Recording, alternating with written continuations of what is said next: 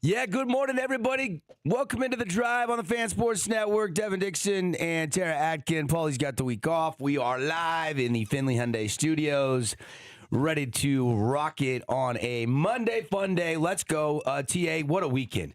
It was a great weekend. What a weekend. I mean, for me, the weekend started last Wednesday, really. Yeah. Because last Wednesday night, I took off. Boy, I was kicking myself, though, after Wednesday and Friday. I didn't, when I booked this trip to Seattle for my son's birthday present, I didn't realize how big of Region 9 basketball games we had last week. Yeah. And then about a week or so, 2 weeks out, I'm like, oh my gosh, I'm going to be gone. And these games are epic. And I was kicking myself a little bit. So I was tuned into you guys a little bit while I was out in Seattle, watching a little bit of the Wednesday and a little bit of the Friday action. Didn't watch as much of the Friday action. We were hanging with Sam Darnold and we were watching the battle in Seattle. But what a good little trip I had, huh? Oh my goodness, what a way to kick off the holidays. Yeah, you had a blast. Oh man, I'm ruined forever. I'm ruined forever. One, the sitting in a suite at an NFL game is just better. It's just better. Yeah. I mean, like, we're used to, the media row, and we're used to some decent seats. We're spoiled when you're in the sports broadcasting industry.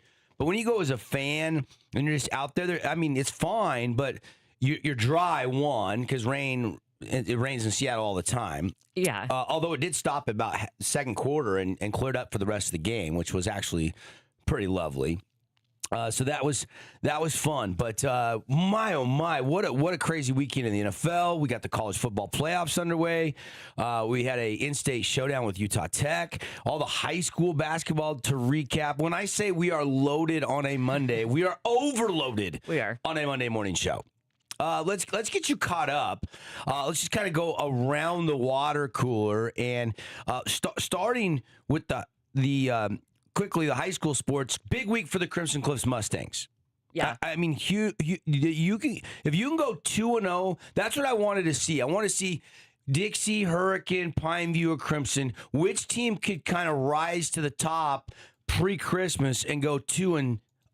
And guess who it was? It was the Crimson Cliffs Mustangs. Not Pineview, not Dixie, not Hurricane, Crimson. Yeah. I mean, if you would have asked, I don't know, 50 non-Crimson fans that question that follow high school sports, I bet, 10, 15%. It would have been pretty even. Some people would have Dixie, some people would have Hurricane, some people would have, Pineview. Probably most people would have Pineview just because of the number one ranking and the guys they got coming back. But I think Crimson just kind of took the region by watch. I mean, woo, hey, watch us go. And you guys can try to catch us now through the holidays. This can be a nice Christmas. That Christmas ham or Christmas turkey tear, the Crimson basketball, that can taste better. It's going to be tasting great. Woo, that's going to be tasting good.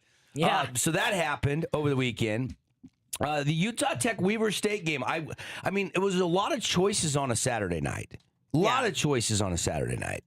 And I found myself not locked into the entire game, but watched a chunk of the first half, a good chunk of the second half, and then watched the last, 3 minutes of the game, 4 minutes of the game, which was really what you needed to see to determine the game. Right, yeah. When the dust settled, 82-80, Utah Tech takes down in-state foe Weaver State. Madiba Awana hits a clutch step back three late in that game. Yeah. I do have that clip. I did find it. Yeah, this is Madiba. This is Tony Parks on the call. TP always does a great job. I love listening to my guy Tony Parks. Very complimentary. I kept talking about how tight the game was all night long. These two teams are evenly matched. It felt that way. Here's the call. This was probably the biggest play of the night for John Judkins and the Trailblazers in a huge in-state, not a WAC game, not a Big Sky game, but still an in-state win. It'll be a Big Sky game next summer. Yeah, next year. All right, here it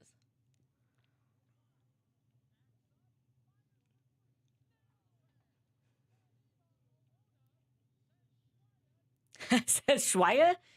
Is that what he said? Unbelievable. Yeah. Unbelievable. Yeah. Tony Parks, everybody. Parks, yeah, no, good call. Nails it. Like, good neutral call. Good. He does all the Weber State home games there and does a great job. And that had to feel good. They did not come home. They took a flight and they play at Creighton tonight. Right. Which is going to be awesome. Another road test, and you're above 500. Chance to go 8-6 for the Trailblazers if they can upset Creighton tonight on the road. Now that's going to be a tall order, Tara. Yeah, it will be. That's going to be a tall order. But, had to overcome the whistle, had to overcome, some clutch plays. It's a good Weber State team.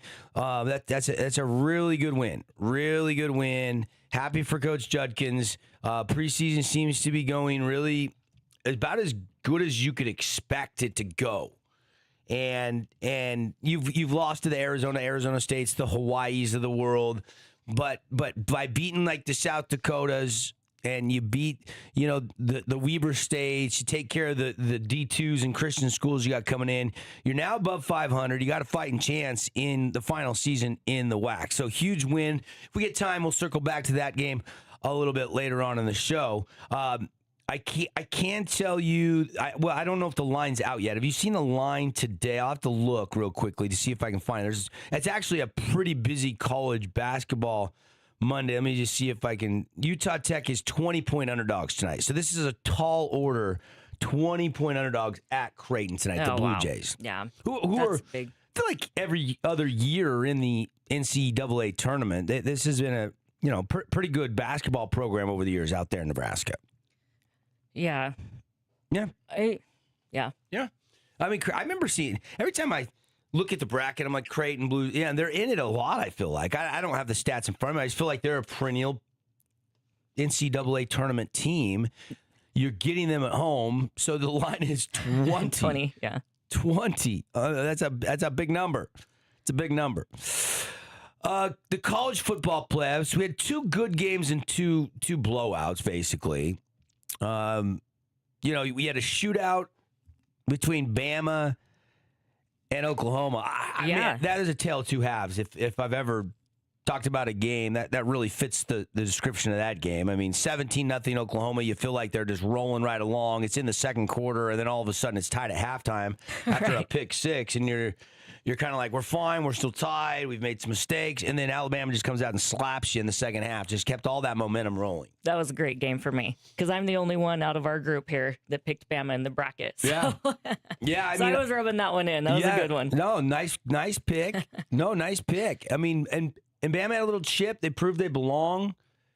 Obviously, this was one of those situations where you have to play a full 4 quarters, and if you can't do that, you can't advance and move on. So, look, it'll be one of those games that's talked about a little bit more in detail than we've got time for in our opening rant. But it was a good game. I wanted John Mateer to win. That's why I picked OU. I'm a big John Mateer guy. Right. And so, and Bama 3 losses. I know they're always good. I just didn't think they were elite. They were great this year. Oklahoma had already beat them. It's just so tough to beat a team twice. It is, as they say. Yeah. Yeah. And that's the thing. It kind of felt like Bama was just kind of getting the credit, like the Saban give me, because like you said, they had 3 losses going into the playoffs, and other teams had less losses and didn't make the playoffs. So it was good to see them come back and win it. Yeah, I just think every game matters. And week 1, I watched Alabama, Florida State. Yeah, they didn't look good.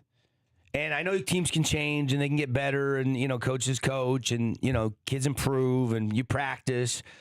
And I'm big on that, but it's week 1 matters to me. Like what you do in week 1, you lose by 30 to Florida State. It's not even a very good team. Like I feel like the committee kind of forgot that. Oh, it was week 1. We'll give them a hall pass. Right. They're not tardy very often. So you guys, you can come in 10 minutes late. No big deal. And the rest of the class was like, wait, what about us? That's not fair. Yeah. How come that's not fair.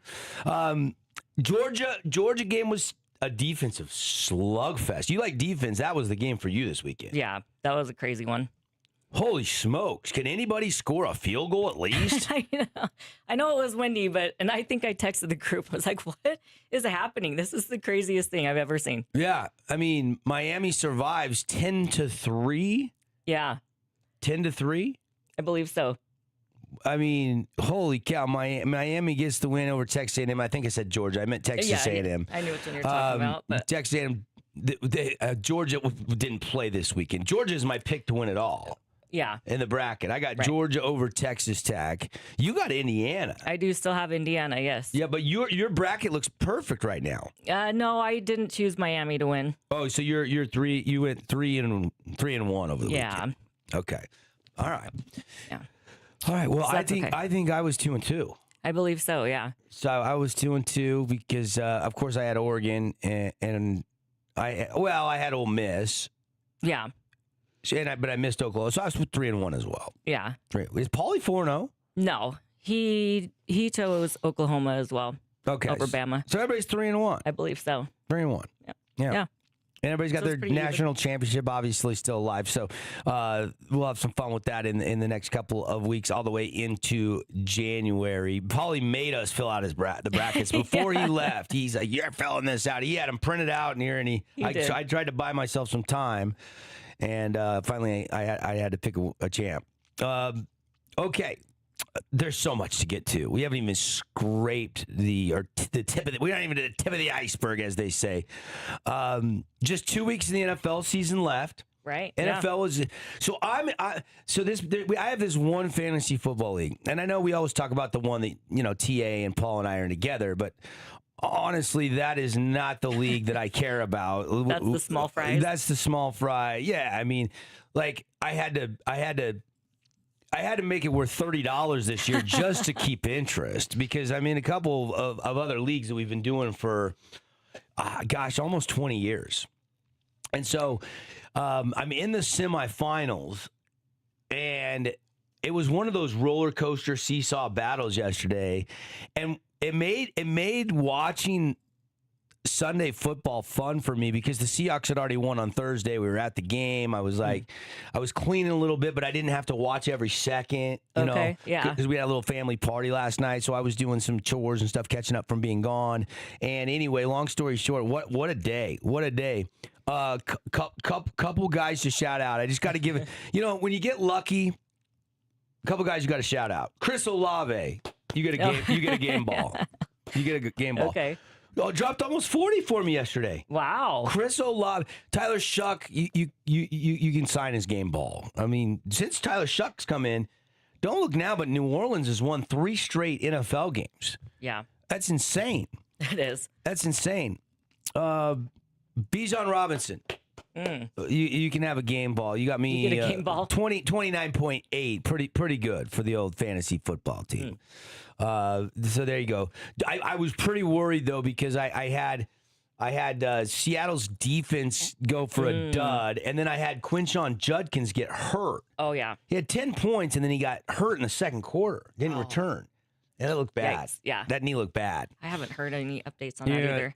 That knee did not look good. I don't expect him back this season. No. Please tell me you had Nakua. I did not have Puka. Just thank goodness I wasn't playing Puka Nakua. Right? He put up 51.5. I saw it. I happened to be there. You happened to be there. Yeah, I happened to be there. You experienced it firsthand. Yeah. Wasn't that the craziest game Thursday night? Did you watch that game? Yes. Of course we did. That was crazy. That was absolutely nuts. I mean, and Seattle now 12-3. Rams are 11-4. Nothing's been settled in the NFC. We got the San Francisco and the Colts game tonight. Yeah. And that whole division is just a hot mess because, there's some big game. I mean, Colts are favored to lose by 5 tonight, 5.5. I think is the spread. San Francisco is favored in that game. Philip Old Man Rivers making his second NFL start in over 5 years. Yes. Winners from yesterday, though. I thought the New England Patriots win last night was huge. Mm-hmm. They were 4-13 last year. Oh, really? That's their record. 4-13 last year. And they're 12-3. Yeah. Drake May is the guy, and it's undoubtable. How about New England? We're dubbing yesterday Mayday. Mayday. It was insane. Mayday. 380 yards. And I mean, it was one of those legacy games for him. Yeah. They're officially into the playoffs. Drake May's first ever playoffs. He's never played in the playoffs. Gutsy 28-24 win on the road in Baltimore. A late Ramondre Stevenson touchdown combined with a forced fumble by Chason. Chason stripped it out of Zay Flowers' hands, and that clinched the game. That was a good game last night. That was good.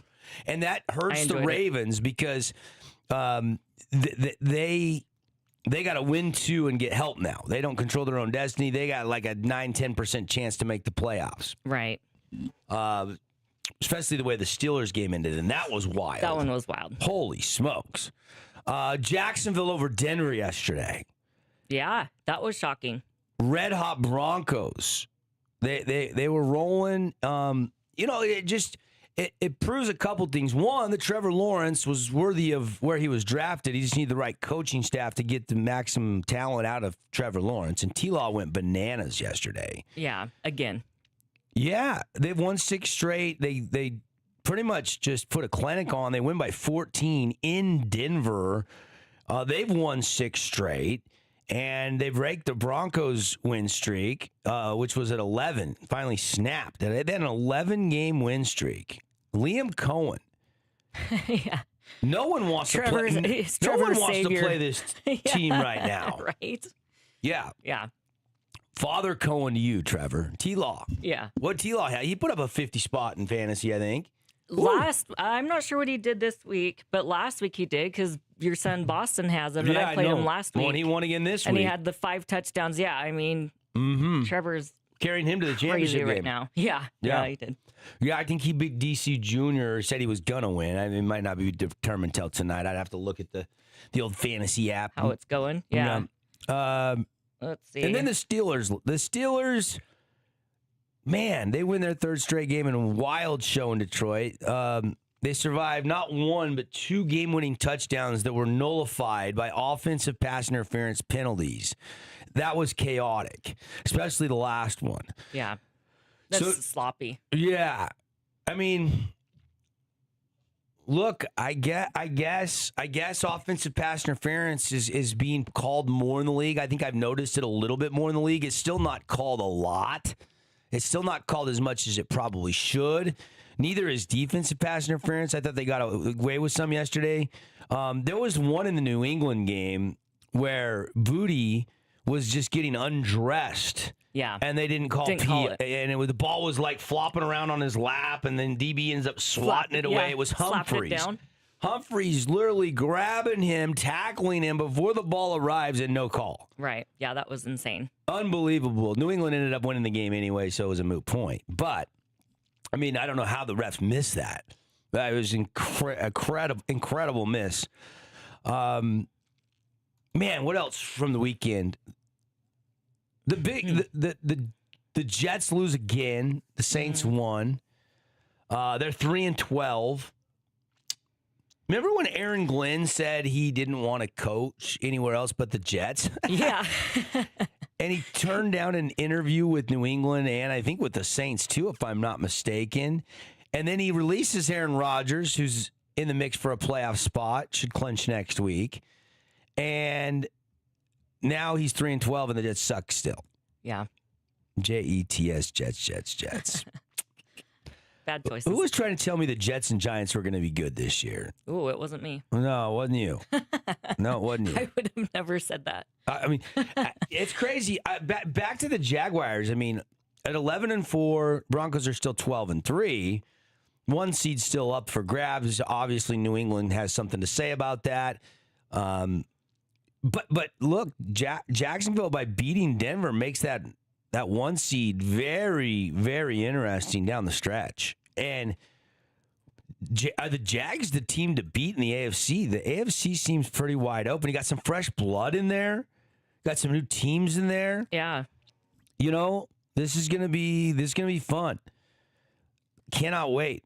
Everything is pretty much locked up in the NFC except for Lions, Packers, and Panthers and Bucks. Right. The way all the games played out yesterday, not going to have much else that can happen. It's going to be either Tampa Bay or Carolina, whoever wins that division, or it's going to be Green Bay and Detroit, whoever wins that division. And Green Bay's got a 2-game lead. So Green Bay would have to lose 2 and Detroit would have to win 2 for that to flip-flop. Right. So it looks very likely the Fighting Dan Campbells are out of the postseason after losing to Aaron Rodgers and the Steelers yesterday. Oh, we're off and running. That's what's going on around the water cooler. This small sample size of what we've got on tap for you today. Let's take a break. We do it every Monday. Let's dive into some storylines a little bit more in depth with a segment we call Big Deal, No Big Deal. Here inside the Finley Hyundai Studios, it's The Drive. Double D, TA. Paulie's on vacation. He's out all week. We got shows today and tomorrow for you. Then we're going to take the rest of the week off. And then we'll be back in front of next week, and we'll do a couple shows before we take off for New Year's. So you'll get some fun with us here today and tomorrow, and we'll get you all ready for the holidays. Happy holidays from all of us here at the Fan Sports Network. Don't touch that dial. We're coming right back after this timeout.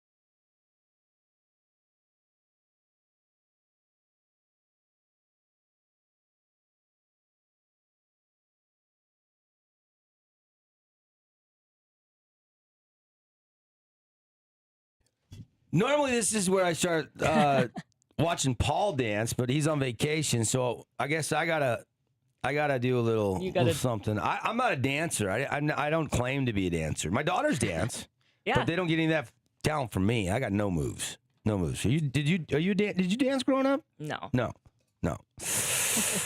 Okay, so you're not a dancer either. I'm not gonna claim that I can dance. Okay, so you're not like, hey, Trav, let's go out to the club and dance our night away. That's not me. That's No. not your thing. Okay. No. All right. We're not clubbing. We're just hanging out, talking sports. Good morning here. Show today brought to you by Game Day Men's Health. Hey, you feeling tired on a Monday morning? You feeling run down, a little bit off? If you're a male and you're over 35, 40, 45, 50 years of age, you could have low T. It happens. It declines. Sorry. Did for me about age 40 on the button. Been taking tea for 6.5 years. Okay. 6.5 years. And I get my tea at Game Day Men's Health. The tea test is always free. You need to know your levels, the energy, the stamina, wanting to go to the gym, running around chasing the kids, working hard. You just feel better. Some people have said they felt depressed and got on tea, and it was like, oh, my tea was low. So, look, a lot of benefits to getting your testosterone tested at Game Day Men's Health. They can help you reclaim your game. They'll give you the free T-test. They can do weight loss. 'Tis the season. Everybody's going to do some New Year's resolutions. Why wait till New Year's? That's the question. Holiday treats in the way. Come on, you can't lay off of them. I get it. They also have sexual performance products and so much more. Peptides, the new buzzword, the peptides. That BPC 157's been helping me and the old back. So go check out Game Day Men's Health. You give them a call or a text and get your free T-test today. Check out their other things that they can help you feel your best and look your best. Let's get into it. Only on a Monday.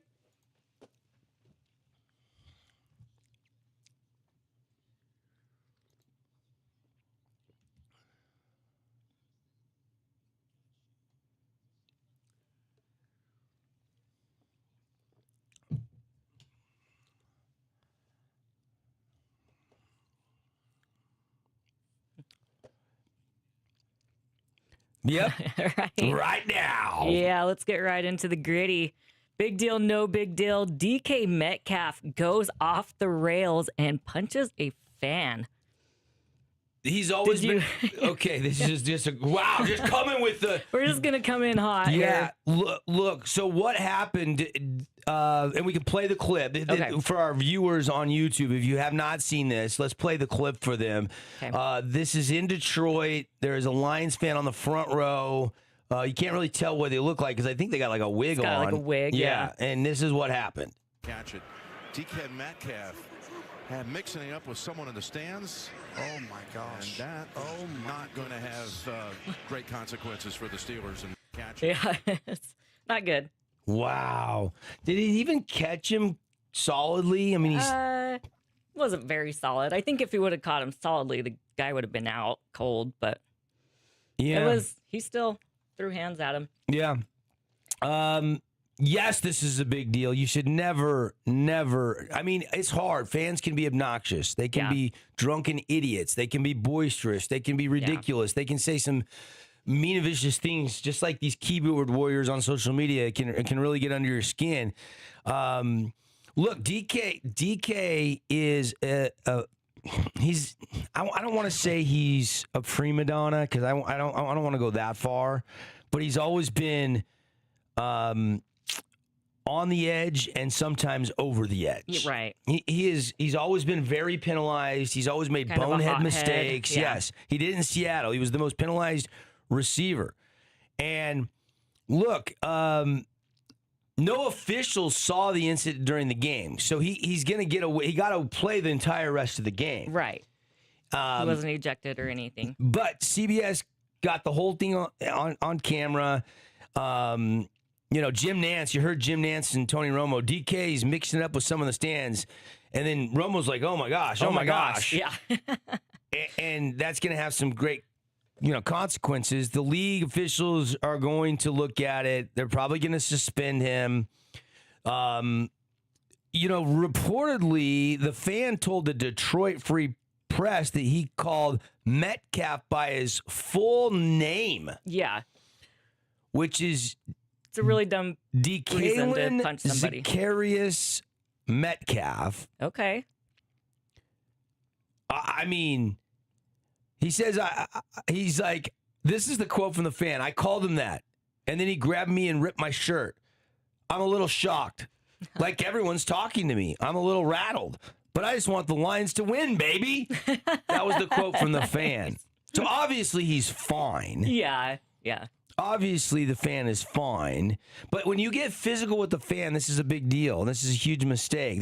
You can't excuse. You have to walk over to the fan first of all. And then you have to engage with the fan instead of just tune them out. And then to go up and try to, whether he caught him good or not, he threw a punch at a fan. That is not a good look for DK Metcalf. No, it was horrible. My guess is the league will have to send a little bit. My guess is he's suspended for the rest of the regular season. Wow. I think 2 games. I think this is a big deal. Yep.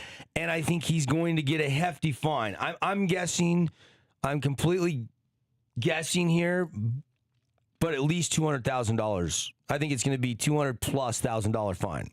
What do you think, Tara? Probably. I kind of was thinking $250,000. I think this is a bigger fine. I think this is a bigger fine. Yeah. I didn't want to go.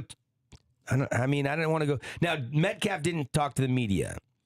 And no one saw. That's why he didn't get ejected in the game. I mean, I guess you could have ejected him in the game if the refs would have saw it. But what are they doing watching the sideline? They got other things to watch. They're terrible anyway.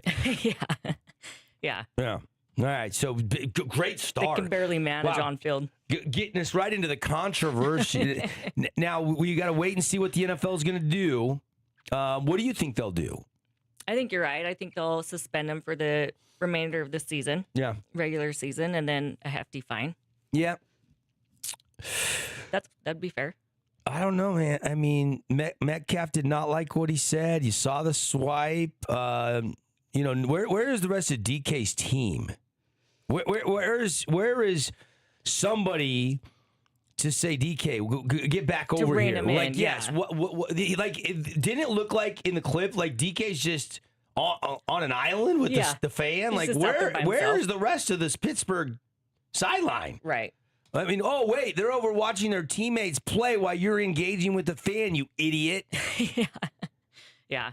Not a good look. That was a horrible thing to do. Ryan Kennedy from Pinckney, Michigan, said he called him his real name. I don't know that that's What's all his real name he said. again? Zacharias? It's DeKalen Zacharias Metcalf. That's actually a pretty cool name. You should go by his full name anyway. Zacharias Metcalf. Yeah.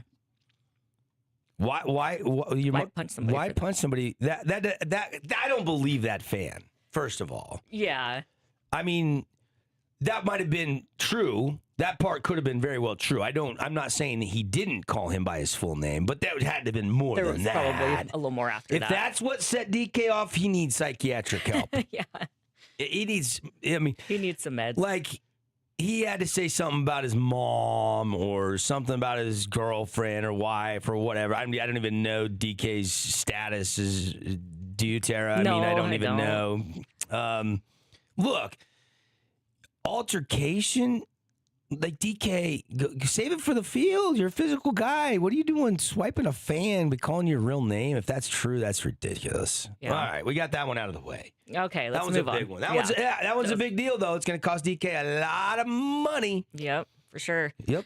Big deal, no big deal. After a crazy overtime win against the Rams, the Seattle Seahawks lead the NFC. Yeah, thank you. Thank you for serving up a softball for me. First of all, what a game to go to. What a fun atmosphere. The 2-point conversions. I mean, Some of the craziest stuff I've ever seen. it's 30-14. It's 30-14, and I looked at Boss and I said, "We're in trouble. We got to get going. We got to score right here." And oh my goodness, Rashid Shaheed out of Weber State. I didn't know this till after the game, but the announcer said he was from Boise State. I'm like, come on. Wait a minute. How hard is that to look up and double check? I mean, Rashid Shaheed, I remember calling his games at Weaver State when he was playing for Jay Hill and Bronson Barron was his quarterback. Oh, yeah. He got torched SUU the game I called. I think he had a punt return, a kickoff return, and 2 other touchdowns. Like he was all over the field. Yeah. It would have been a really good trade to give up. What did they give up? A 5th-round draft pick to get Rashid Shaheed? I believe so, yeah. Something like or that. Maybe it was a 4th and a 5th. I can't remember. You'll have to check that. Yeah. At the time, I was like, you hate giving up draft picks, but you need another weapon with the injuries they had. You know, Torrey Horton's been out for a good chunk of the season, their rookie draft pick. You know, Derek Young's been out, you know, so you've really been a little thin there. And he's come in and been a true number 2. He's been more reliable, at least the last 3 weeks, than really Cooper Kupp. Yeah. In the catching game. And then what he gives you on special teams is huge as well. He was a 4th. They did 4th and 5th round for him. That play, that's the one play that was a spark. The other play that resonates with me, and I'll be honest, we're in the other end zone. We were right above the Seahawks tunnel where they came out on the field. Oh, so the suite we were sitting in was right there where you could see the Seahawks coming in and out. And that play, the punt return went to the other end, and so did the 2-point conversion that was the backwards pass. Mm-hmm. And at the time, we're just like, oh, God, batted down. 2 point, no good. Crap, it's 30-28. We're down 2. But I'm even at that point, I'm not panicked because I'm like, we got 3 timeouts. We got Jason Myers. So I'm not worried. Our defense has started playing better. But then it took forever. And then I finally am like, what are we looking at here? I mean, we didn't know for the first minute in the stadium. Yeah. And then they finally showed the replay. Okay. And then I'm like, oh, my gosh. Are they going to say that's a live football? And then that went backwards. And sure enough, they did. Now, fortunately in the NFL, you have so many camera angles. They had that one that was above. Right. And down the line.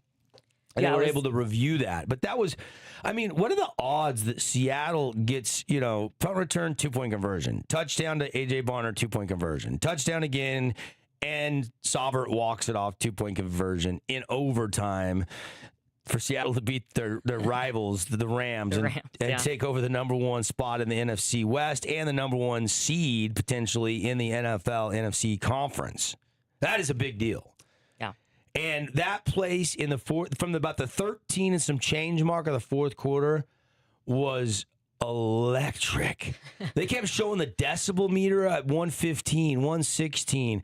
Like, I remember when the Beastquake, was it the Beastquake run that broke the record, and then Kansas City, they broke it again later at Arrowhead. For a while there, back when it was CenturyLink, the Clink I called it, now it's Lumen Field, owned the loudest stadium because of the way that the stadium is constructed with the overhang. The sound permeates and stays in the station, even though it's an open-air stadium. It's not fully enclosed. And that place was on fire. Oh, my gosh. We soaked that up all night Thursday night. Sleepless in Seattle, not quite, but I got about 5 hours. You should. I mean, I don't think I've ever high-fived so many fans after a game as I did walking 5 blocks to my hotel. Like, just Seahawk fans everywhere. It was just that one. That one was one for the ages, and to take my son back there, kind of a birthday trip for him. He turned 21 earlier this fall, and that was the game we just so happened to end up going to. And for it to be as big as that was between the Rams and the Hawks, and then to have him there, and then to have the accommodations we had, it was definitely one for the memory bank. Definitely one we will never forget. Big play after big play. And I know I'm going way back to Thursday on that one. But now they control their own. They had to win out. And that was the first one in the way, the Rams. Yeah. And that was the big one. Yeah, it was the big one because that was the team that it was directly tied record-wise with them. Now, they sit back and watch the Monday night game tonight. Got a little extra time off till they play Carolina on the road on Sunday. Yep. Carolina beat Tampa Bay yesterday. And then they finish at San Francisco in Santa Clara, which happens to be where the Super Bowl is being played in February this year. And if the Seahawks can win 2 more games, they are going to get a bye in the number 1 seed in the NFC. Yeah. That's a big deal. That is a big deal. Look. That Niners game will be big. Do you know what the win total on the Seattle Seahawks was? I know this because I took it. I took a future bet on the Seattle Seahawks at over 7.5 wins this season. I'm like, they're going to win 7. They're going to win 7.5 games. They've won 12. Yeah. They could win 14. They could blow that. And there's been some teams that, I mean, if you'd have took the Patriots, Right. the Seahawks, the Jags, the Broncos, like there's already some teams that have already overexceeded that win total as of week or two ago. Yeah. Seattle cashed that ticket for me 4 weeks ago. It's crazy.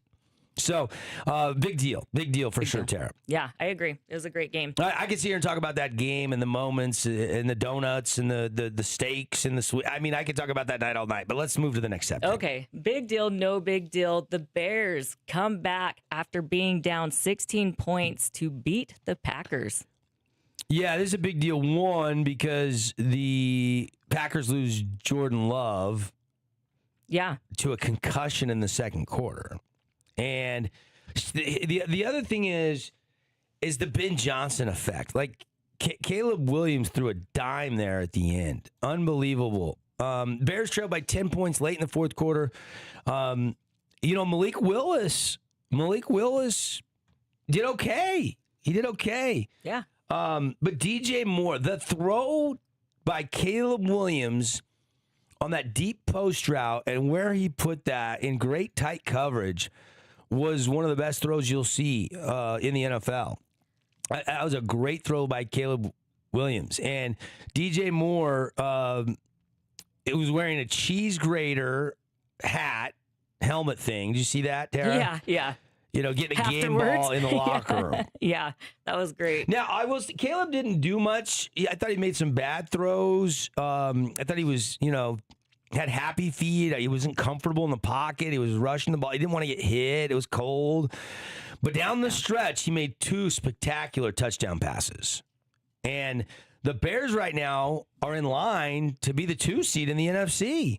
Right. They lead the Packers by a game and a half with 2 to play. So it's been a great season for Chicago and Ben Johnson's first season as head coach. And just nothing more surprising to get in. Again, as we say, it's tough to beat a team twice. Yeah. It's tough to do that. And so there you have it. And with no Jordan Love and Malik Willis in, at one point, the Bears had a 0.9% chance of beating the Packers. The win probability for Green Bay was 99.1%. So you're saying there's a chance. You're telling me there's a chance. Yeah. A little Dumb and Dumber quote for you there. And they come back and they kick a field goal at 16-9. They onside kick. It's become very rare with the new NFL rules. Right, because you have to declare it before. You can't surprise anymore. But Romeo Doubs couldn't it just was fumbled around underneath him. He rolled over the top of it. The ball was just kind of loose. And guess who the guy was that hit him first that kind of kept it loose? Who was it? I don't remember. Noah Sewell from St. George, Utah. Panay. Wow. His little brother. Yeah. On the onside kick, he wears number 44. He is the guy that was the first to kind of hit him. Now, he didn't recover it, but he's the one that kind of, as Dobbs was on top of the ball, hit him and knocked him off of it where his teammate could come in and grab that. Wow. So, little things Big like moment. that. Yeah, he's not starting linebacker. He's been hurt a lot this year. He's second on the depth chart, but he's still doing a great job on special teams. All right, moving on. That's amazing. Okay, big deal, no big deal. Crimson Cliffs goes 2-0 after 2 big Region 9 games against Pineview and Dixie. No big deal. No? Okay. No big deal. Look. Christmas turkey and ham going to taste real good for Crimson. Yeah. Those presents going to seem a little bit more merry and The bright. feast at the Lindquist house is going to be amazing. Yeah. Don't get me wrong. The Murdochs are going to enjoy their Christmas. Yeah. But you haven't. It's a small sample size. You still haven't played Hurricane. Right. You got to play Dixie and Pineview again. It's a long Region 9 season. So you love what you've done and 2 huge wins. I'm not trying to discount the wins whatsoever, but I think any of the players and coaches say we haven't accomplished anything yet. Right. And so I'm going to go no big deal on that one. But they did what they were supposed to do. They did what Pineview wanted to do last week. They did what Dixie wanted to do. They did what Hurricane, because all those 4 teams were kind of playing each other. Right. It was a big week pre-Christmas. It was. And boy, oh boy, Crimson's got to be feeling really, really good about themselves. So now the Des News rankings, They had Pineview 1, Dixie 4, Crimson 5 last week. It'll be interesting to see what shuffles this week. Right. I mean, does Crimson now jump up to Above 3? Pineview? Up Yeah. to 2? They should jump above Pineview, Pineview's 8-3, Crimson's 8-4, but Crimson just won head-to-head. Right. So, yeah, they should jump up. Yeah. Yep. Above there. Good question, though. Good, Yeah. man. Region 9, we get a little time off, but we will be back the 1st of January with some more big Region 9 basketball games right here on the Fan Sports Network. All right, one more? Yep, we've got one more. Big deal, no big deal. Utah Tech wins over Weber State in a very close game. I got it. Look, it's a preseason game. It's not even a conference game. Right. And not till next year, but and there's still a lot of basketball to be played. And this game doesn't do anything except for give you maybe a little bit of a recruiting edge and some in-state bragging rights. Yeah. But games like this are noteworthy on the RPI, your strength of schedule, things like that. Now, the problem with that is if you're in a major conference, yes, a game like this would matter more. In the WAC, it's always been a one-bid conference. You have to win the WAC conference tournament if you want to punch your ticket to the NCAA. Right. But when you go up to the Dia Center, you're in the Purple Palace, and you get a win, Ethan Potter, tell me it's a big deal. Yeah. Ethan Potter, call game, baby. I'm going big deal. It felt big. I was watching Saturday night. Madiba hits a big three, and then this was the game winner, chicken dinner. Looked like it might be going to overtime. Ethan Potter had other plans. Moment this season. Trujillo gives it off to Potter, and he scores it with about a second left. Yeah, that was a big deal. What a pass by Chance Trujillo, who grew up right there in the Ogden area, went to Davis High School, playing in front of a lot of friends and family in his hometown. And he was coming off that bad look where he lost his temper and shoved a player from Santa Clara. He got this one-game suspension, got ejected from that Santa Clara game, had to sit out the game at the Burns Arena last week, and then goes out there and draws the defense to him and really leaves it for Potter in a nice little smooth reverse. Pretty easy, high percentage shot. Potter has 23 and 8, including the game winner, and Utah Tech wins 82-80. Yeah. It's a big deal. Ding, ding, ding, ding, ding. Big deal, big deal, big deal. That is big deal, no big deal. Brought to you this morning by Coral Canyon Golf Course. Hey, looking for that last-minute gift for the golfer on your Christmas list? How about some Callaways, some Pro Vs, some TaylorMade golf balls, some gloves, some shirts, some quarter zips, hat, shirt. They have the massaging guns. They have range finders. They have everything, and they've got a bunch of discounts throughout the pro shop. Go check it out over there at Coral Canyon Golf Course and make your tee times for the holidays by calling 435-688-1700. Coral Golf is rocking $80 to play now through the end of the year with cart. If you want to do a shotgun on Christmas Eve, they're going to get everybody on the course at 10 a.m.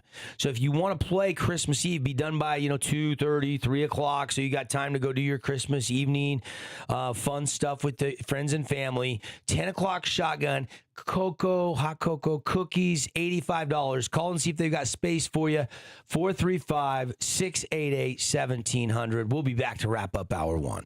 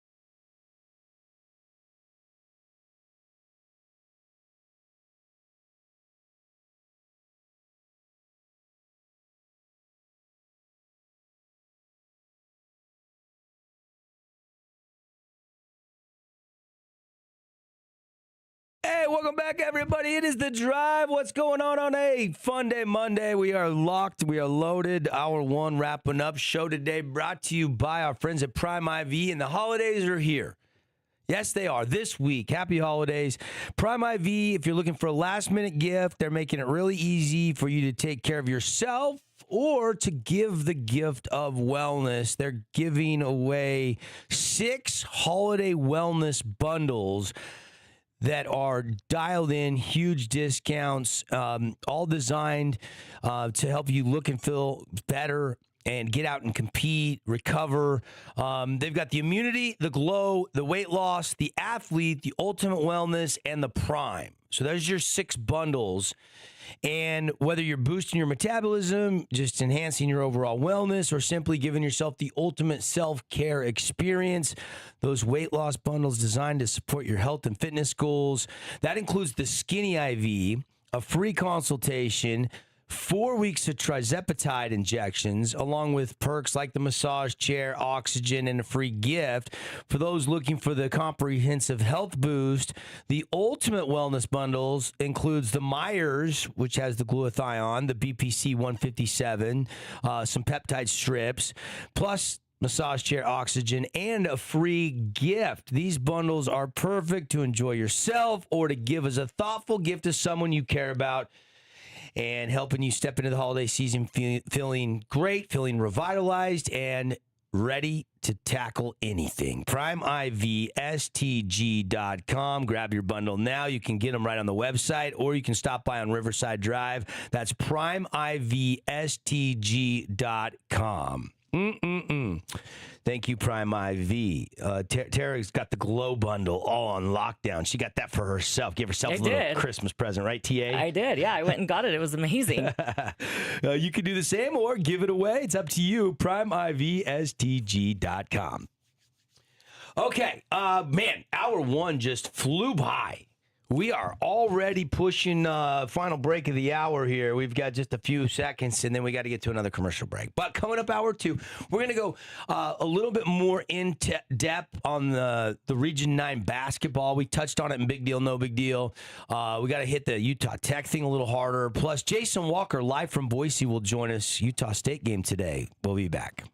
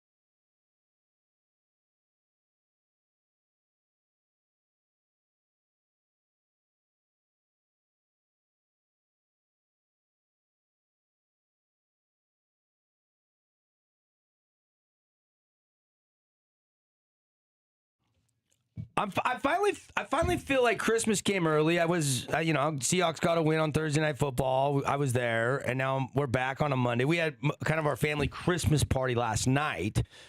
Sounds like we're missing out. I need some video from that. Oh my gosh, I didn't video much. I could show you a little bit.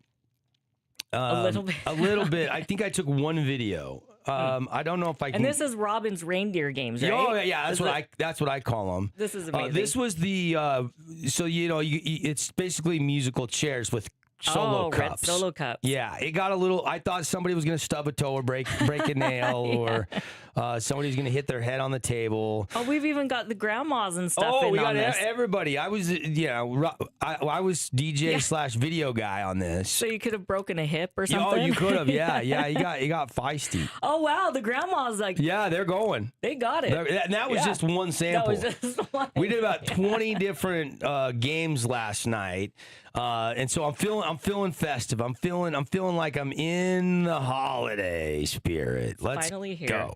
Let's go.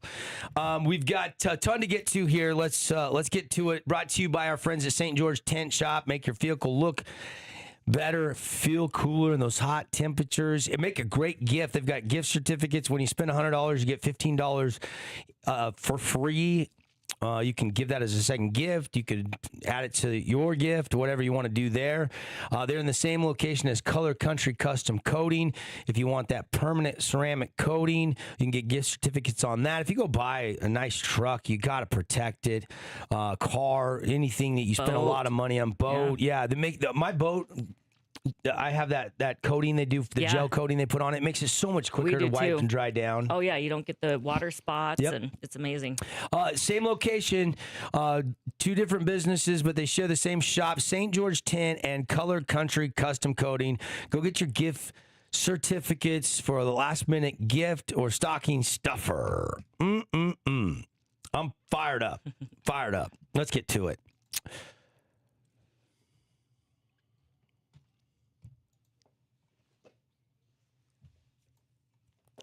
All right, lots to get to here. Let's start. I want to go back because I said in Big Deal that this was a big deal, but Utah Tech had blown some leads. The Portland State comes to mind at the Burns Arena where they had an 8-point lead and they let it falter down the stretch and they end up losing. They were kind of like up 4-7 most of the second half. Kind of had a lead, but not a comfortable lead. And then obviously Weaver ties it up late, and then Madiba Owana does this. This was actually Weaver had just taken a 1-point lead on some free throws. It was 78-77. There's about 33 seconds left on the clock. Here is Tony Parks on ESPN Plus with the call. Owana with a clock at 5. Backs up, fires for 3, nails it. Madiba Owana says Schwaya. Yes. I love that. Yes. Says Schwaya. So Madiba Owana has another big shot. He's starting to really start to score. He kind of had a slow start this season. He's really started to pick things up. He's been catching fire. Big 3, step back 3. That made it 80-78. Weaver then again would tie it 80-80. And then Chance Trujillo and Ethan Potter hook up. Here is the final play of the game. This was the game winner. This season, Trujillo gives it off to Potter, and he scores it with about a second left. Moment this season. Wow, big time. Ethan Potter, 23 points, none bigger than that reverse lay-in. How about that pass, TA? It was incredible. Happy for Trujillo. Yeah. I was watching this game, and I thought we were going to overtime. So well, you were in the studio. Yeah, I was bored opping it. So, and I thought for sure we were going. What was to Rod's? How was Rod's call at the end there? He was going insane. Was he going bananas? Yeah, it was a great call. We should have probably potted that one up. We recorded the game, did we not? Yes, we did. We did, yeah. But a last-second win. Blazers are now above 500. They're 7-6, 82-80 the final score. That was not a full D Event Center, though. The announced attendance was about 2,800 people. Which is it about, was loud, though. But it's about what Tech's getting preseason with no students. The kids are all home for the holidays, right? Right, yeah. I was really impressed with a couple of players in this game. Ethan Potter has been the glue guy all year long. But Madiba, how about 33 minutes? He goes 7 for 11, okay, from the field. Just absolutely starting to score, and you can see the athleticism. It's just taken him a while this year, and he's starting to really pick it up, and that's exciting for the Blazers. 18 points for Madiba. Noah Belonga continues to shoot the three pretty solid, 3 of 7 night there. He had 16. Holt now coming off the bench. I know Juice Holt's great in the starting lineup. We're off the bench, but they're starting Tanner Davis, but they're bringing Barrett and Holt. And I think they even brought Trujillo off the bench, if I'm not mistaken, in this game. He didn't start, but Trujillo came in right after. Yeah, he played 32 minutes. Yeah. So he played a lot, and Juice played 26. Yeah. Yeah. And they still don't have Marvell Allen available yet. We thought maybe this month. Looks like it's not going to be until at least the SUU game. I don't think there's any way he turns around and plays. If he couldn't play on a Saturday, how's he going to turn around and play on a Monday? So that next game is a week away on the 29th. Yeah. That is the next Utah Tech home game. It may be that game. If not, it'll be after the first of the year. And that Sane Jr. for Weaver, 28, had a game high. That kid's a player. Yeah. Jace Whiting had a good game as well, but big in-state win. I mean, you're going into the Big Sky Conference. You beat them head-to-head. The only meeting of the year. You're going to play them perennially every year starting next year. Nice for recruiting purposes, nice in-state win. And now they got to go out to Nebraska and play Creighton tonight. So they got on a plane in Salt Lake, went out straight to Omaha, and they'll get ready for that game tonight. We will have the game tonight for you, of course, right here on the Fan Sports Network. Yeah. And it's a 6 o'clock Mountain Time tip-off. So we will be wrapping up our live remote right at about 5:45 to then we at Wingnuts, because we'll be at Wingnuts tonight for this is our last Monday Night Football party. I'm sad. I'm sad too. I'm gonna miss it. We've made some good friends. We've seen some familiar faces. If you have been before or you haven't been able to come this year, come hang with us. This is it. We're gonna bring some extra prizes tonight. We've got some fun things planned. So we'll see you at Wingnuts. Kickoff 6 o'clock. It's the Colts and the Niners. By the way, let's do some code words. Okay. Let's go. Let's see. Let's go Johnny Unitas and Joe Montana. Let's make it really easy. Two famous quarterbacks, Colts, Johnny Unitas, and the 49ers, Joe Montana. I should go Steve Young. Yeah. Because of the Utah ties there to BYU. But I don't know why I went Joe Montana. Okay. So I'm not changing it. I should have did it, but I didn't do it the first time, so I'm sticking to it. Okay. Those are your two code words. Wear a jersey tonight, you get an opportunity drawing ticket. You get one for being there, one for the jersey. If you have the code words, you get an extra ticket for each code word. Joe Montana, Johnny Unitas, those are your code words. We will see you at Wingnuts tonight. Cannot wait. Final Monday Night Football party of the season. As for the wild week in boys basketball last week, you go back to the Wednesday night games, we saw a little craziness. Dixie goes and beats Hurricane 71-58. Snow Canyon beats Cedar on the jungle at the home stomping grounds 67-53. And then the game of the night, Crimson goes into the pit at Pineview and wins 66-63. Gets a brilliant performance from Travis Murdoch. He had 29 points, despite 21 from Jelani Ojegba. Jelani decided to try a bounce pass to a cutter at the end of the game instead of taking a potential shot there to maybe tie or win it. I was watching on the live stream, and it ended up being Crimson by 3. You fast forward to Friday night, and we had the game of the night was that Hurricane game, wasn't it, Tara? Oh my goodness, you were out there for that Hurricane game. Yeah, and it was incredible. I almost lost my voice because it was so crazy. Did you really? Yeah, it was nuts. I'll let you recap that game. Goes to overtime. It did, yeah. It was, and I think I have some clips here, but there was Kemp is amazing. He is such Brigham a Kemp, Brigham BK1, Kemp yeah. for Hurricane. And I mean, Hurricane's 0-2, but that's really not fair. Because if you've watched them play, I've watched Hurricane twice. Well, they're now, 1-2. They're 1-2. They're 1-2. They beat Desert Hills. That's right. Yeah. And they've already played 3 region games. Right. Yeah. Yeah. So, but Kemp is just amazing. And he steals the ball, goes down and ties it or takes the lead. Then Pineview, and I can't remember who it was for Pineview, but they go back and tie it up. And we go to overtime. Like, it was just Do we have those insane. clips? I do. I've got some of them. Let me, here is, expand it here. Yeah, let's Hang play. on. This is from the Tigers Den in Hurricane on a Friday night in what was a huge Region 9 win for the Pineview Panthers on the road. But here's kind of how it played out down the stretch. Well, Able to get it to fall. Good look from the Jelani, though. Brigham Kemp will drive it in against Jelani, and he'll scoop. yeah, scoops it. We need to extend the time on these. Yeah, give it a little more time. That was a big lane, though. He got past Jelani, who's a shot blocker, who's played incredible this year, and snuck behind him there and got the right-hand lane from the left side. And then this is Pineview's answer. Well, I'm not sure what it's doing. It's jumping ahead, isn't it? Control it. There you go. He's got 10 on the clock. Hands it off to Blair. Oh, no, Blair will that take wasn't. the 3. And he hit it! That was Okay, Asher that was Blair the with a Blair. triple. Okay, yeah. Did was that the tie it? triple. That, I think, did tie it. Let me... Here's the problem with Slack is it doesn't always I got you. cooperate.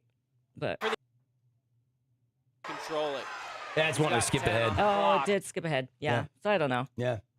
But- Good stuff, though. Huge. And for Pineview, like, to go to the Tigers and get a win after you lost by 3 to Crimson at home, you got if you're Right. Coach Pat Amico, you feel pretty good about the split against 2 really good teams. Yeah. And you're just fine. A lot of games to play. And you asked the question, big deal or no big deal, Crimson going 2-0, and I lean no big deal. Just because there's so much time left in the season. But certainly I'd rather be Crimson than not be Crimson over Christmas break. Right. I mean, in that Dixie win, they Crimson on Friday, they win 52-45. And, you know, Britton Phillips was clutch. Mack was clutch. Yeah, he led the way with 14. What's great about Crimson is that the trend I'm seeing is it doesn't matter who leads them in scoring. They've got a lot of guys that can chip in. Right. You got Hokinson, you got Murdoch, who had 29 Wednesday, but then only had 9. Lindquist only had 8, but then he had 14. Then those are the 2 big scores, Murdoch and Lindquist. But Phillips can score. Hokinson can score. Leroy can score. Sands Reed can score. Easton Back can score. They're deep. They're just deep. Yeah. I thought that the thing that I saw, and I wasn't at the game when Crimson played Dixie.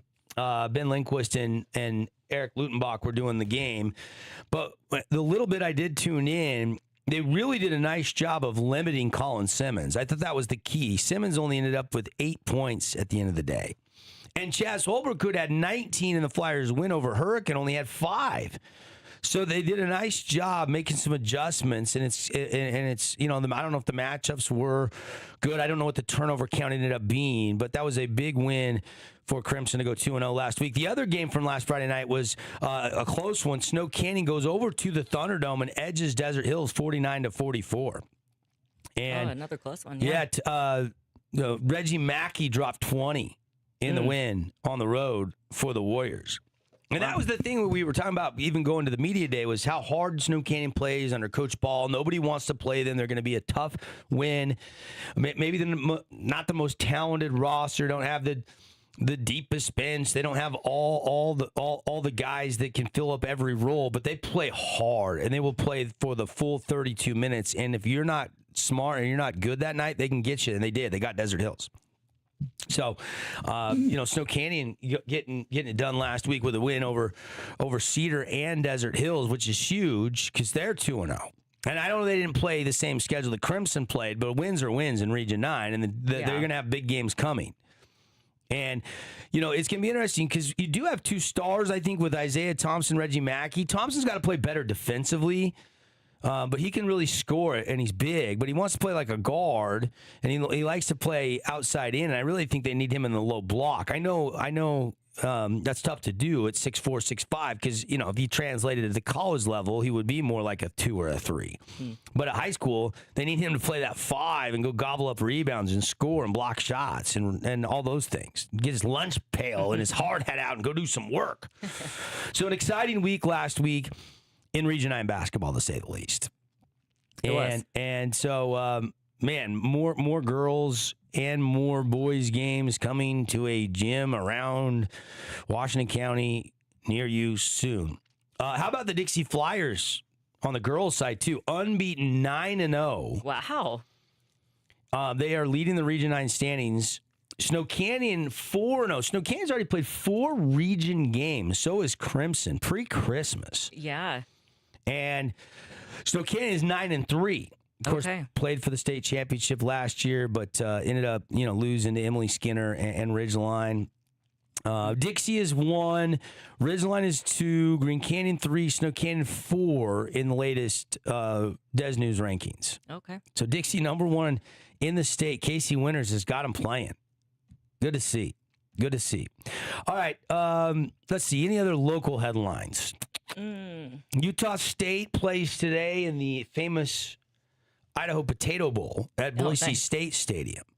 15 minutes, we're going live to Boise. The Smurf Turf, yeah. Going to the Smurf Turf. Jason Walker from 106.9 The Fan, also beat writer for the Aggies on Cache Valley Daily from Logan, Utah. He's going to be joining us. He's out there covering the game. So Jason Walker's going to stop by the show for you Aggie fans. And you want to tune in, see what Jason has to say. Maybe we'll see if he can give us a pick on the game, because I know all of our weekly winners are right in the middle of the playoff pickoff.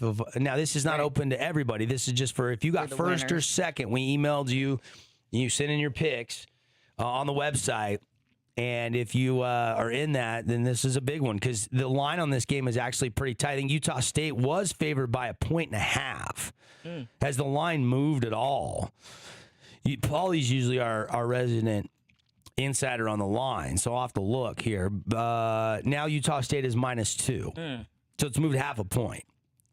So Pig Farmer, Bryson Barnes, final game. College football quarterback that's been doing it well. Had his stint at Utah, now at Utah State. Good for Bronco making a bowl game. He came in and it was kind of a mess. There was all the accusations. They cleaned house. The state of the program was not good. They've got their academics in line. All of a sudden, they've got a bowl game and a chance to win it. Is it a premier bowl game? No. But did you think the Aggies were going bowling this year in Broncos' first year? He's a good coach. He is. He's done a really good job. So we'll get Jason's take on that coming up in just a few minutes. And then again, Utah Tech tonight. We've got it for you live here on your home of the Trailblazers. 6 o'clock tip-off from Creighton in Nebraska. Blazers, big underdogs. Can they shock the Blue Jays? We'll find out. All right, we'll take a timeout and come back. Still a lot to get to. Just a busy Monday. Happy holidays. We're live from the Finley Hyundai Studios on The Drive.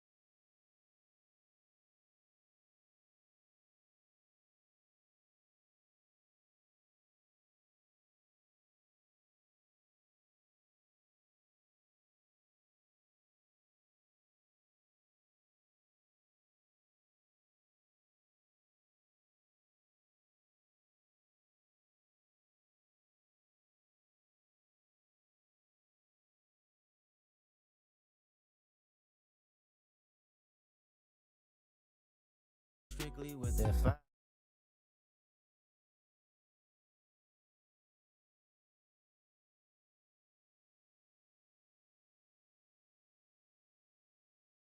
Hey, welcome back, everybody. It is The Drive. Thanks for locking us in, loading us up. Busy show today.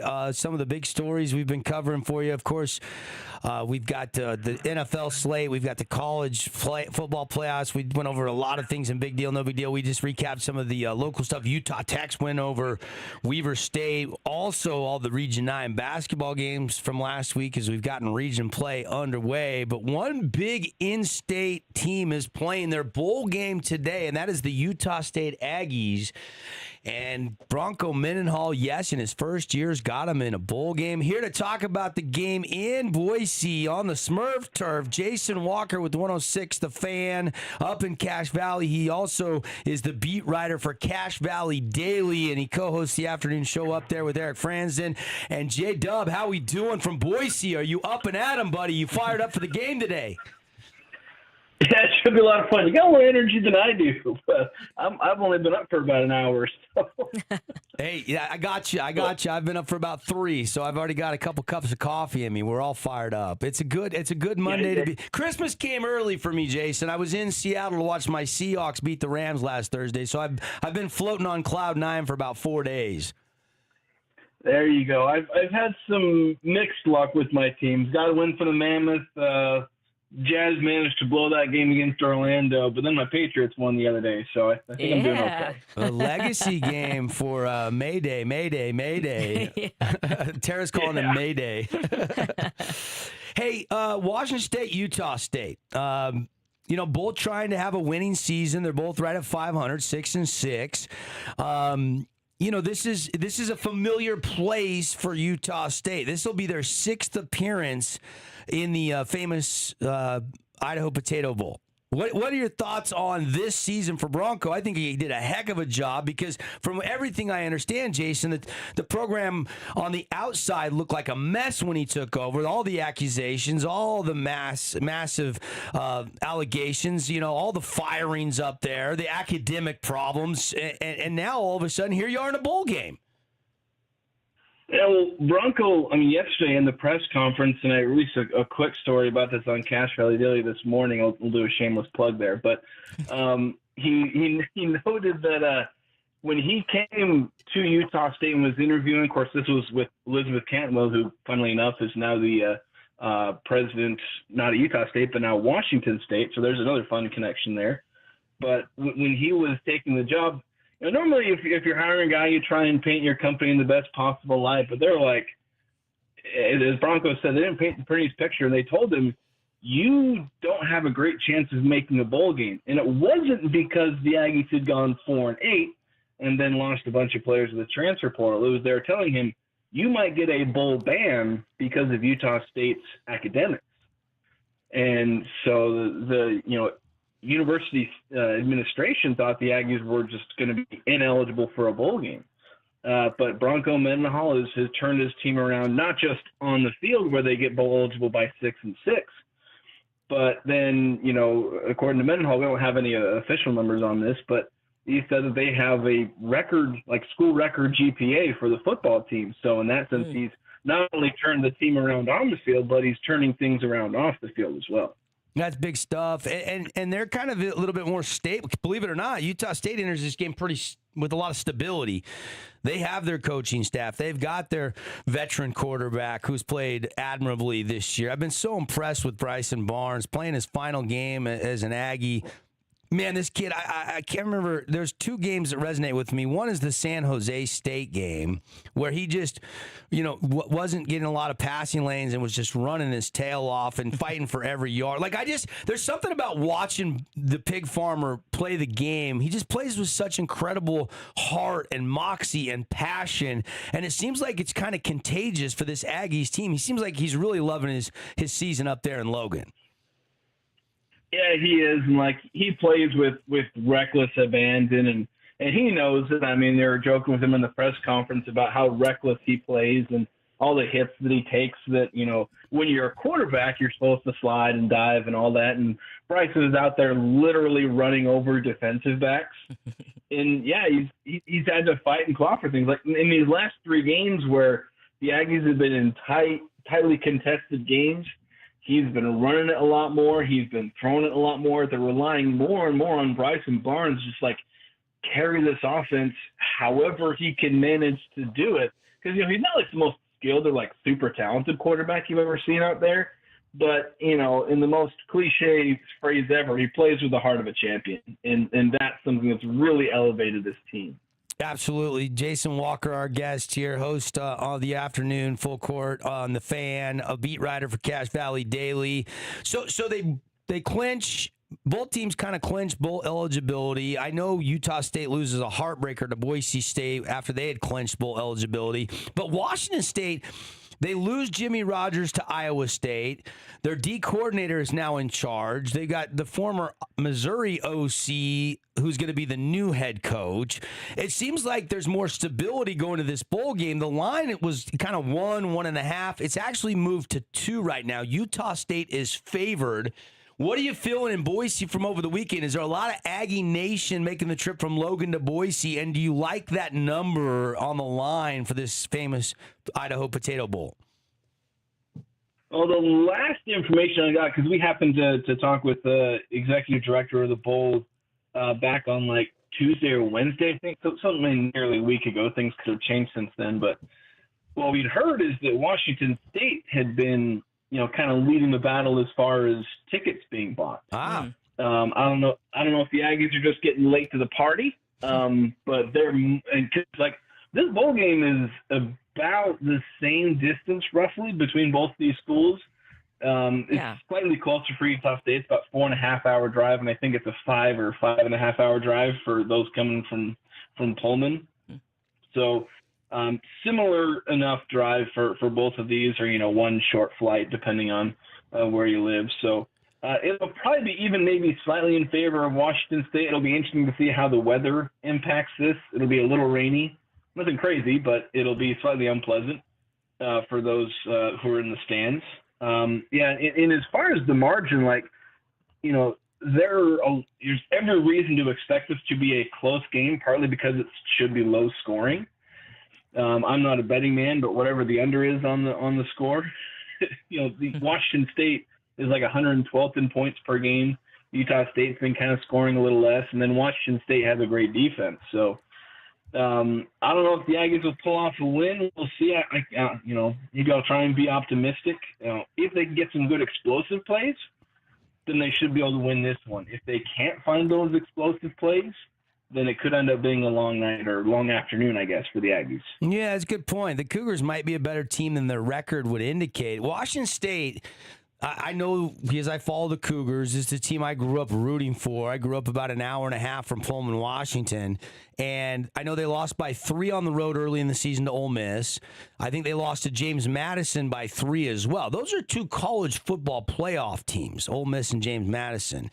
And then they lost to Virginia, who just barely missed winning the ACC. They lost by 2 on the road in that game. So there's 3 of your losses right there to some pretty good football teams. But you're right, Jason. They're pretty sound on both sides of the ball. Their quarterback, Zevi Eckhouse, has got that element that Bryson Barnes has. 8 rushing touchdowns in 10 games. So he's obviously a guy that can run it from the quarterback. The passing attack is not as dynamic as when John Mateer was there.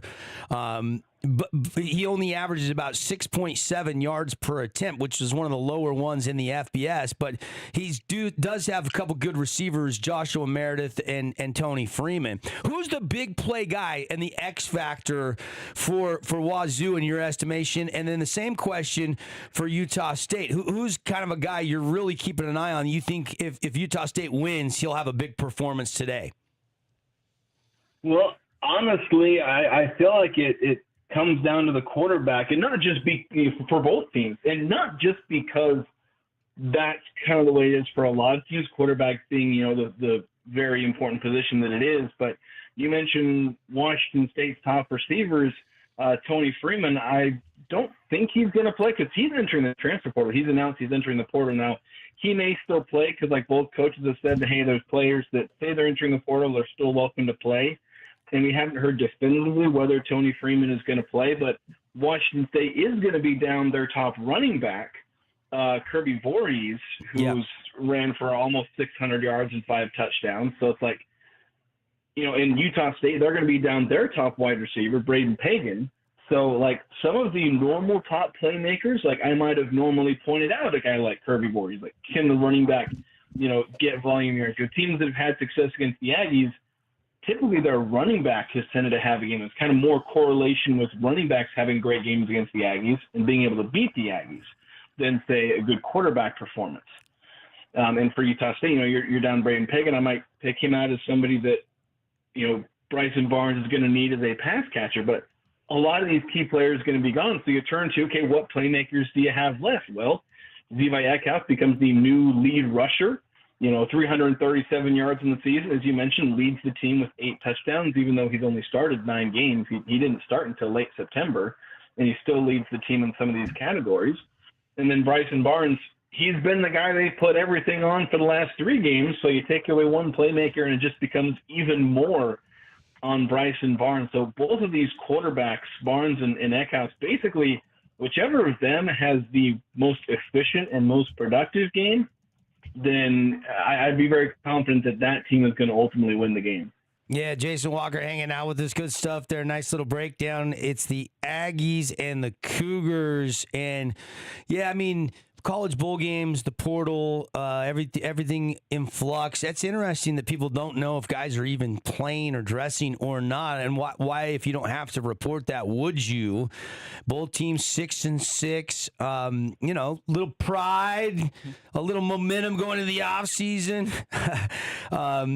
Obviously, coaching changes at Wazoo. We know Bronco's not going anywhere. I can't wait to see Bryson Barnes go to work today. Leads the team in both passing and rushing. I'm kind of feeling a tight one here. 6th bowl appearance for Utah State. This is the first time Wazoo has actually ever played in this particular bowl. So is that an advantage? Well, a lot of these players haven't played in those past games, so that doesn't really seem like a big storyline there. What else is interesting going into this matchup today? I mean, it's a Monday. It's an afternoon game. It's in Boise. Any other things to point out, Jason, before we let you go that you think fans are going to be interested to know before kickoff? I think that's mostly it. Like Emmy mentioned, it's the first time for Washington State. Because this has normally been a bowl between the Mountain West and the MAC. But, the fact that this is a future potential conference rivalry. These are teams that are going to be in the Pac-12 coming this next year. That's right. They've had some recent history. Utah State beat Washington State in 2021. Washington State returned the favor last year, and they got a win over the Aggies. And this is a game where, they're going to play each other in this bowl game, and then they're going to play each other in a conference game next year. So it ends up being a preview of, hey, maybe at some point these two teams become rivals.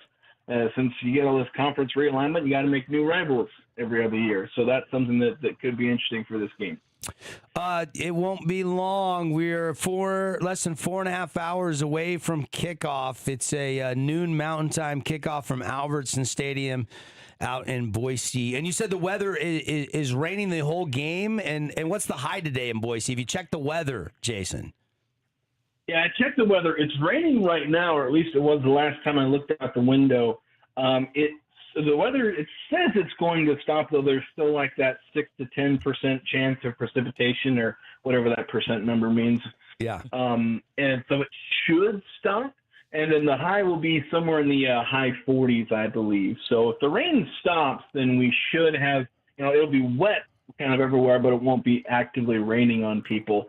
So we might get away from the rain, but there's a decent chance it'll still be there. But at the very least, it won't be like really cold and raining. What's your prediction on the game? Do you got a final score? Who wins this one today? It's coming up here in just a few hours, Utah State and Washington State. Yeah, I had a prediction the other day where I had Washington State winning, and I think I'm going to flip it because there's some things that have changed. And I think I'm going to have the Aggies winning this one 17-14. You do. Okay. You Wow. do like the under. By the way, I was thinking 24-21 Aggies is kind of the number I had in my head, a little higher scoring than you, but not by much, which is 41 total points. You got it even less than that. You got 31 total points. And the over-under is 49 I'm seeing right now. So that's or 48.5 is what I'm seeing on the under. So definitely look at that under 49 and see what happens in the famous Idaho Potato Bowl. Jason, are you going to be on the press box watching, or are you going to be down the sideline? Where are you going to be covering the game from? Are you going to be mobile and moving all over the place? I'll be in the press box. I'll be trying to stay nice and warm up there, and most importantly, I'll be staying dry. So that'll be the big thing for me. Nice. Well, thanks for carving out some time for us. Enjoy the game, and we can't wait to read your story on Cache Valley Daily after it's all said and done. And keep up the good work, and tell Eric we said hello, and we'll talk to you again down the road, buddy. All right, will do. Thanks for having me on. Have a good one, gentlemen. All right, Jason Walker, 106.9 The Fan. If you're ever up in Logan, Utah, Cache Valley Daily, beat writer for the Aggies, live in Boise. Tara, who do you like in the game today? I'm going to take the Aggies. Yeah, I was thinking 24-21. I do love Wazoo. That is the school that, a lot of people are like, you a Cougar fan or are you Dub fan? Growing up, I when they didn't play each other, I rooted for both. But when they played head-to-head, I was always rooting for the Cougars.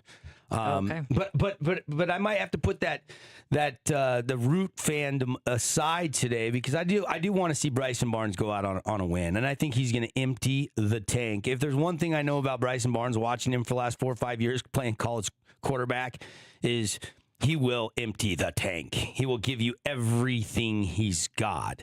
And Levi Eckhouse is a good quarterback too. And I think Jason's right. I think the quarterback that plays the best today is going to win. Yeah, because they're both dual threats. They're both dual threats. And they're both down some backs. Good stuff. I got to get to a break. Hour 2 just zipping by. Still haven't talked a ton of NFL. We'll talk a little NFL. And we'll get you ready for the Monday night game. We'll give you the code words again if you're coming to join us for our final Monday night football party of the year at Wingnuts tonight. Heck, you can get over there for lunch and watch that noon kickoff. They'll have that game going on 18 TVs and HD when Utah State plays at high noon Mountain Time. All right, break. Then we're back. It's The Drive. Good morning.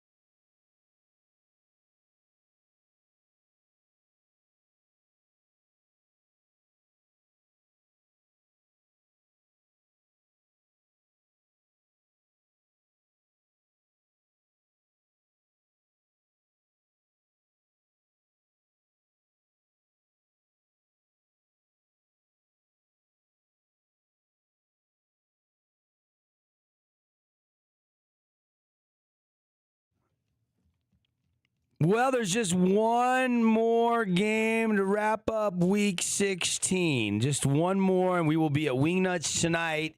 And it is our final Monday Night Football party of the season. We won't be there after tonight. You can still go any Monday night you'd like. We just won't be there giving away prizes at halftime. And the code words tonight, if you get one for being there, one if you're wearing a jersey, hat, team sweater, 49ers, Colts. And then if you have the two code words, you can get 2 extra tickets as well. Joe Montana and Johnny Unitas. Those are your code words tonight. You should be able to remember those. Joe Montana, Johnny Unitas. We'll see you at Wingnuts. We'll be broadcasting live from 4 to 6. Kickoff right at 6 o'clock. Colts and Niners. Niners favored by 5.5 in that game tonight. All right, let's go dashing through the games. We haven't even really talked a ton of NFL. Of course, we led the show telling you I was in Seattle for the 38-37 win. Rams dominated for much of the evening, but the Seahawks with touchdown after touchdown after 2-point conversion after 2-point conversion are victorious. They are 12 wins now, leading the NFC West, and if they win 2 more games, they will be the number 1 seed. There is 5 teams, though, in the NFC that can still get the 1 seed. Yeah. And the Rams, the Niners, and the Seahawks are 3 of those 5. Okay? Crazy. Absolutely crazy.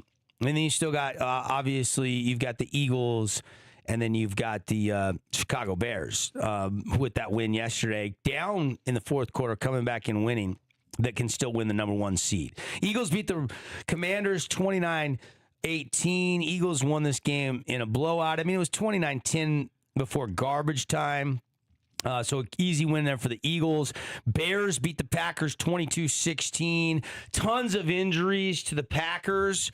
Was happy to see on that onside kick recovery, former Desert Hills Thunder, Orem Tiger, Noah Sewell is the guy that hits Romeo Doubs and kept that ball out of Dobbs' hands so a teammate could recover it. Of course, Jordan Love knocked out of this game with a concussion. The Bears 11-4 under Ben Johnson, beating the Packers in a remarkable fourth quarter comeback. The 2 throws for touchdowns by Caleb Williams kind of made you forget about some of the bad throws he made all afternoon long. Bills beat the Browns 23-20. After the Bills game, I thought I had lost my fantasy football semifinal game. I'm not going to lie. Josh Allen is my quarterback. He got me 4.6 points. Didn't even throw a touchdown, didn't rush a touchdown. I'm like, oh my gosh, Josh Allen, who every week is projected over 20 points, and he did not do anything. James Cook was the storyline in this game for the Bills as he had 2 touchdowns on the ground. Johnson had the other one on the ground. So all 3 scores came on the ground for the Bills. But good news, I know you're worried. I still won my fantasy football game.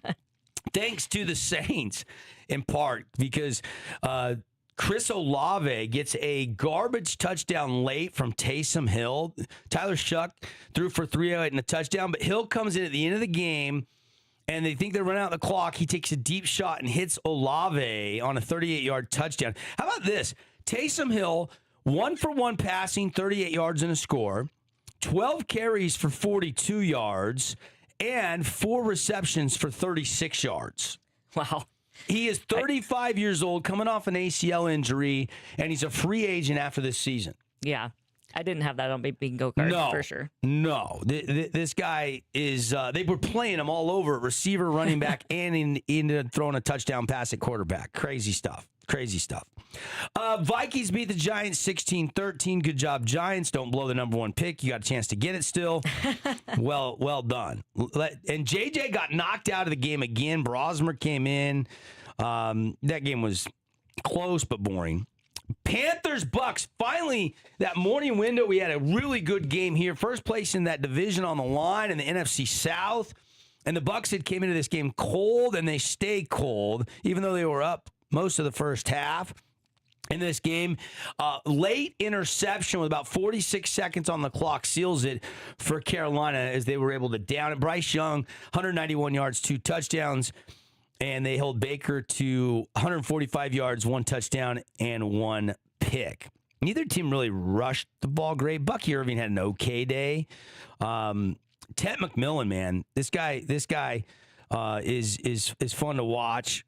and Ibuka and Evans and Rashad White and Chris Godwin. You think the Bucs would be better, but they have just struggled down the stretch. Carolina has Seattle this week, though.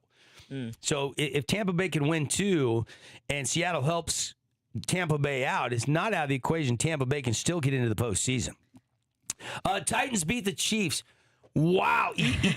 Chiefs into this game with a skeleton crew roster. Mahomes was knocked out, but a bunch of other guys were out.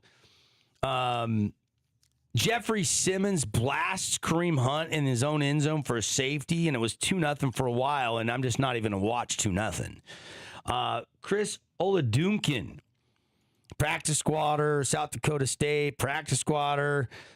He comes into this game because Gardner Minshew, and this is a bad break for Gardner Minshew. The mustache man tears his ACL. You know, he's a free agent after this season. You're thinking with Mahomes, if he plays good down the stretch the last 2 weeks, he probably gets a very important backup role and maybe even starting a game or two next year. Right. And now he tears his ACL. Right.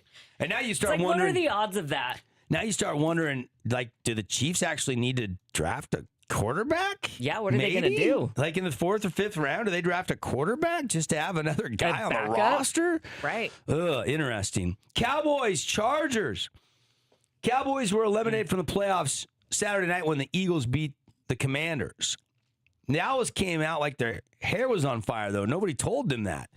But then in the second half, it was all Chargers. Herbert, oh my gosh, Justin Herbert, 300 yards, 2 touchdowns. When he has time to throw, he is as good as they come. Bengals beat the Dolphins 45-21. I guess we can say Tua isn't all responsible for the team being poor this year because Quinn Ewers played quarterback. He goes 20 for 30. It wasn't a horrible debut. 20 for 30, 260 yards, but no touchdowns, 2 interceptions. So he does throw the 2 interceptions in that game.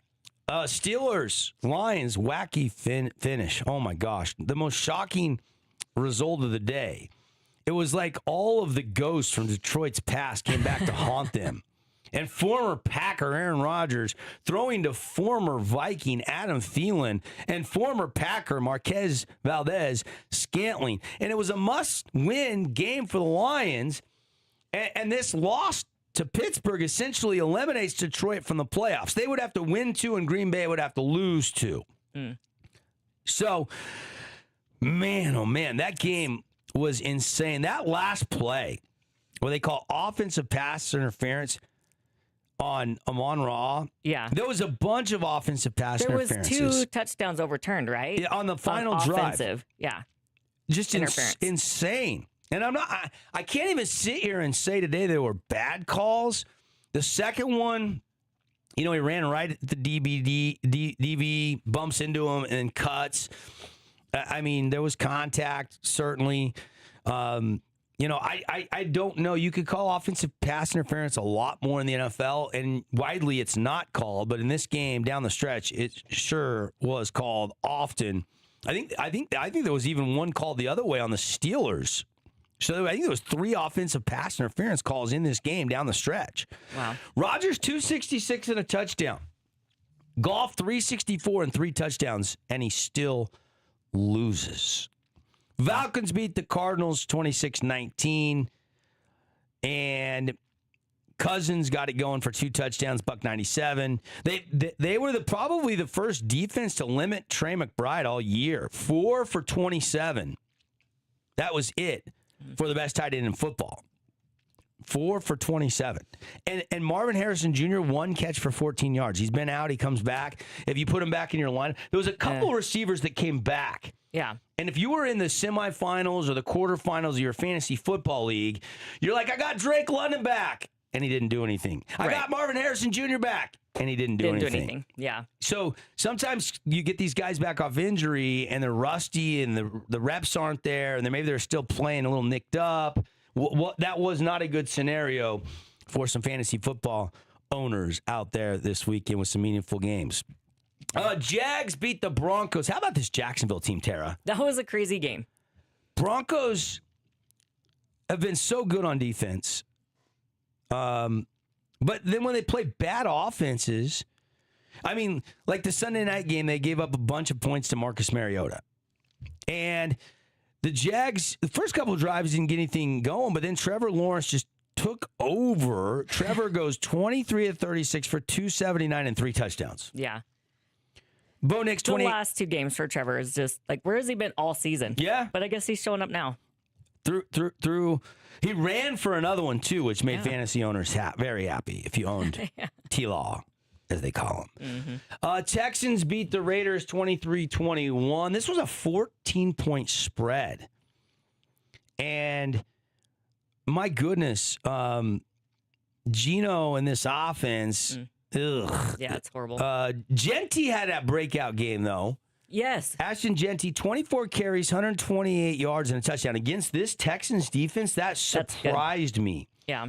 He also had a catch for a 60-yard touchdown as well. So he broke off a 51-yard run and a 60-yard catch. So he had a big day. I think like 37 fantasy football points or something like that. Jeez. It was 32, something like that. It was a big day for Ashton. 34.8. Yeah. Looks like. Yeah. Big day. And then Sunday night, Patriots beat the Ravens 28-24. Let's go. Yeah, Mayday. Yeah. It was 10-10, and Lamar Jackson got hurt. Ribs hit the ground. It didn't look like a major injury, but he was ruled out just as soon as the second half started. Yeah. So Snoop Huntley was the guy. That leaves one game tonight. Wingnuts, Joe Montana, Johnny Unitas. Come and join us as our final Monday night broadcast and party. We'll see you at Wingnuts. Have a good Monday, everybody.